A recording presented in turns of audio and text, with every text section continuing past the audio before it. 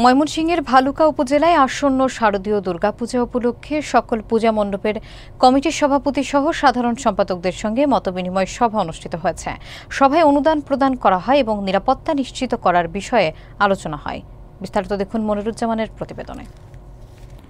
ভালুকা উপজেলায় বিএনপির ভারপ্রাপ্ত চেয়ারম্যান তারেক রহমানের নির্দেশে আসন্ন শারদীয় দুর্গাপূজা উদযাপন কমিটির সভাপতি এবং সাধারণ সম্পাদকদের সঙ্গে মতবিনিময় সভা অনুষ্ঠিত হয়।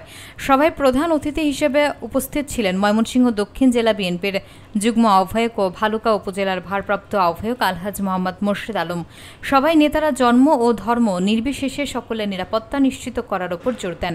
পাশাপাশি স্থানীয় নেতৃবৃন্দ অনুদান বিতরণ ও কমিটিগুলোর কার্যক্রমের উপর পরামর্শ প্রদান করেন। সভায় ভালুকা উপজেলা ও পৌর বিএনপি সহ সকল অঙ্গ সহযোগী সংগঠনের নেতারা উপস্থিত ছিলেন এবং তারা কমিটির কার্যক্রম সমন্বয় ও নিরাপত্তা নিশ্চিত করার বিষয়ে সরকারের প্রতি আহ্বান জানান।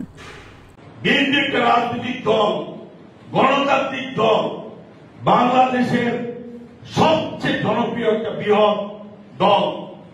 আজকে বিএনপি ক্ষমতা না থেকে যত অপকর্ম হয় সবগুলা কিন্তু বিএনপির উপর পড়ে। কাজে অপকর্ম রোধ করার দায়িত্ব তো আমাদের। বালুকায় আপনারা যারা সন্ত্রাসী করেন, যারা আপনারা বিচার সালিশ করেন, চাঁদাবাজি করেন, জুয়া খেলান, আমাদের নেতা তারেক রহমান ইতিমধ্যেই বলেছেন জন্ম ধর্ম যার যার, নিরাপত্তা সভা।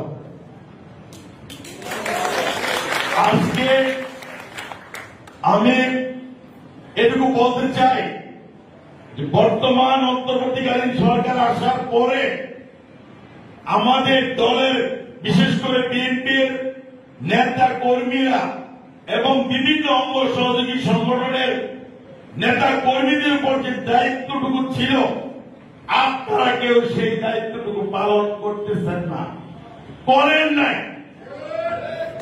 আজকে আপনারা ভাগাভাগি কে পেল কে পেল না, অর্থ বিত্ত প্রাচুর্য, আপনারা সম্পদের নেশায় মত্ত হয়ে গেলেন। পিছনের সব 17.5 বছরের যে স্বৈরাচারী কায়দায় খুন গুম করে এদেশের লক্ষ লক্ষ হাজার হাজার নেতা কর্মীদেরকে মিথ্যা মামলা দিয়ে হয়রানি করে বছরের পর বছর জেলে রেখেছে, আপনারা খুব তাড়াতাড়ি ভুলে গেছেন। আজকে শেখ হাসিনা এবং তার দোসররা উন্নয়নের নামে রাষ্ট্রের লক্ষ লক্ষ হাজার হাজার কোটি টাকা লুটপাট করে বিদেশে পাচার করে বিদেশে তারা সম্পদের পাহাড় করেছে। সেই টাকা কিন্তু এখনো খরচ করে নাই।